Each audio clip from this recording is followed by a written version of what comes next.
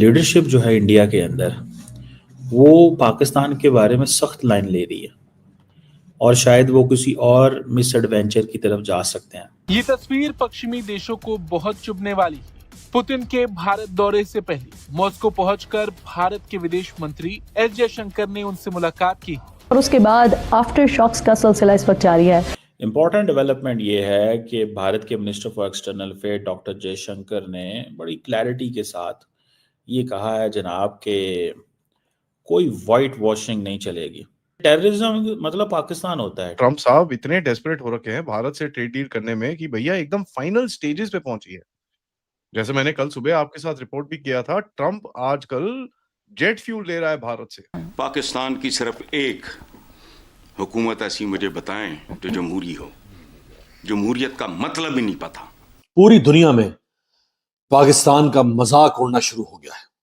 आलमी अखबारात पाकिस्तान की इस मकरूर 27वीं तरमीम के जरिए से जो हमने गुल खिलाया है उस पर दुनिया हंसना शुरू हो गई। यूनाइटेड नेशन की तरफ से कहा गया है कि यूं एक तरफा तरीके से ट्रायल चलाकर और किसी को मौत की सजा दे दिया जाना यह ठीक नहीं है। भारत में Su-57 का जो प्रोडक्शन है वो चालू करना चाहते के साथ बदलना होगा।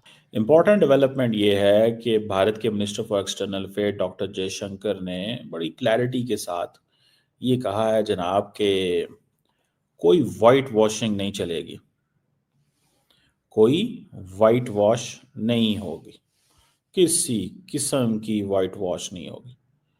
और उसमें सिंपल सी बात यह है कि यानी कि the something which must be known to people, जिस चीज़ का लोगों को समझ होनी चाहिए वो क्या है।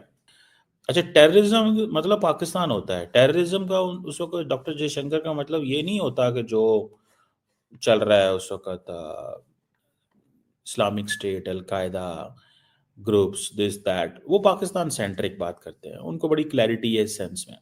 सो वो कहते हैं जी जीरो टॉलरेंस। और वाइट वॉश कर रहे हो आप सब कुछ ना, आप सारा कुछ वाइट वॉश कर रहे हो। आप सब लोग जो है वो चीज़ें ऐसी कर रहे हो जो चीज़ें नहीं। जय हिंद दोस्तों, स्वागत है आपका हमारे चैनल जय भारत में। जैसा कि आप देख रहे हैं कि इस समय जो इंडिया के डॉक्टर जयशंकर प्रसाद विदेश मंत्री हैं वो इस समय पहुंच चुके हैं पुतिन, और पुतिन के मैक्सिको में उन्होंने वहां के राष्ट्रपति से भेंट की है। और इस मीटिंग में ये सुनिश्चित हुआ है कि जो इंडिया और बाकी देशों में टेररिज्म को ज़्यादा लोग बढ़ावा दे रहे हैं या टेररिज्म की वजह से जो लोगों को परेशानी हो रही है उस विषय में बात की है। और जयशंकर प्रसाद ने कहा है कि इस साल जो कि इंडिया में लाल किले और देखा जाए तो पहलगाम में जो विभिन्न प्रकार के हमले हुए उसमें से बहुत ही लोगों को क्षतिद हानि पहुंची है, जिसको लेकर जयशंकर प्रसाद ने अपनी भावना व्यक्त की है। और इस मीटिंग के बाद यह सुनिश्चित होगा कि पुतिन और इंडिया एक ऐसी मीटिंग के बदौलत एक ऐसा गठन बनाएंगे जिससे इंडिया, पाकिस्तान व एशिया के किसी भी देश में टेररिज्म को जो बढ़ावा दिया जाता है उस पर रोक लगाया जा सके है। विथ कंप्लीट टेक्नोलॉजी ट्रांसफर, उसका मेंटेनेंस, जो भी नॉलेज शेयरिंग चाहिए वो सारे कुछ के साथ अपना आतंकवाद, अलगाववाद और उग्रवाद से लड़ने के लिए हुई थी। आज इन चुनौतियों का खतरा पहले से कहीं ज्यादा बढ़ गया है। उन्होंने संगठन से जीरो टॉलरेंस की नीति अपनाने की अपील की। जयशंकर ने यह भी बताया कि हाल ही में भारत में 2 बड़े आतंकी हमले हुए, एक कश्मीर के पहलगाम में जिसमें 26 लोगों की मौत हुई और दूसरा दिल्ली के लाल किले के पास कार ब्लास्ट जिसमें 15 लोगों की जान चली गई। उन्होंने इन घटनाओं को गंभीर चिंता का विषय बताया और आतंकवाद के खिलाफ एकजुट होकर लड़ने पर जोर दिया।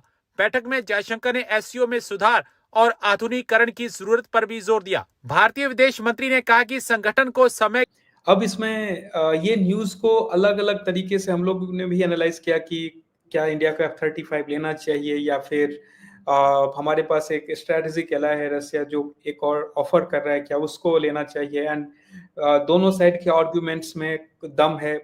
फॉर एग्जांपल F-35 जो है ये मल्टी रोल के लिए है। अगर आपको ग्राउंड से air strike, ground operations, naval even की आप नेवी शिप्स पे भी इसको ये कर सकते हैं। Su-57 जो है वो उतना अभी तक बैटल रेडीनेस उसका टेस्ट नहीं हुआ है as compare to F-35। But again फिर और भी बहुत सारे फैक्टर्स आते हैं और उसमें 2 फैक्टर सबसे इंपॉर्टेंट हो गया। जब ऑपरेशन सिंदूर, जब ये डिस्कशन पहली बार हुआ था, मोदी जी फरवरी में जाते हैं यूएस और उसके बाद बहुत सारी घटनाएं घटी जिसमें से ऑपरेशन सिंदूर और यूएस का रिकैलिब्रेशन ऑफ रिलेशंस भी सामने आया।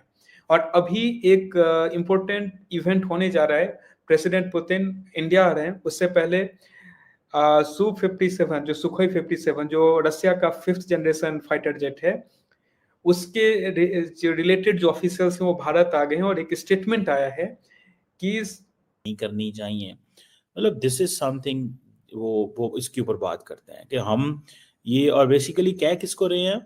अमेरिकन को, चाइनीज को, कि आप लोग सपोर्ट करते हो पाकिस्तान की।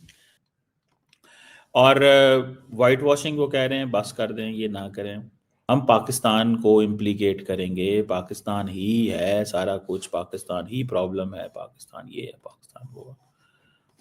तो ये एक factor that is there. Pakistan उस तरह जवाब नहीं आता जिस तरह आना चाहिए मेरे कागजों में, जिस तरह मैं समझता हूँ कि पाकिस्तान का जवाब होना चाहिए, वो नहीं हमारे लोग बोलते उस तरह। पता नहीं क्यों नहीं बोलते और कैसे नहीं बोलते,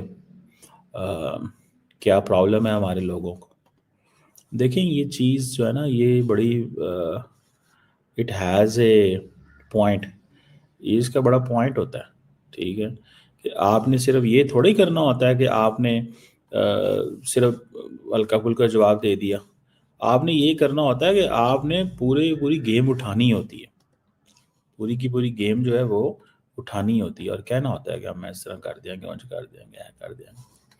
तो बहरहाल ये एक पॉइंट जो है वो मेरे सामने है और मुझे ज़ाती तौर पे ये लगता है, what I have realised that the leadership जो है इंडिया के अंदर वो पाकिस्तान के बारे में सख्त लाइन ले रही है और शायद वो किसी और मिस एडवेंचर की तरफ जा सकते हैं, किसी मिस एडवेंचर की तरफ जा सकते हैं। मैं this is what I understand. Topic काफी दिन से चल रहा है, जब से पर्टिकुलरली न्यूज में आया कि मोदी जी जब यूएस जाते हैं तो उस टाइम पे एक न्यूज आता है कि F-35 जो है वो भारत को बेची जाएगी। रसिया भारत में Su-57 का जो प्रोडक्शन है वो चालू करना चाहता है विथ कंप्लीट टेक्नोलॉजी ट्रांसफर, उसका मेंटेनेंस, जो भी नॉलेज शेयरिंग चाहिए वो सारे कुछ के साथ। एक्चुअली Su-57 का ये डेवलपमेंट पहले से भी इंडिया में प्लान था, ऐसा नहीं था कि ये नहीं हुआ। बीच में उसमें बहुत सारी डिले, बहुत सारे उसमें XYZ काफी सारे रीजंस आए जिसकी वजह से फिर इंडिया उसमें से वापस हटा।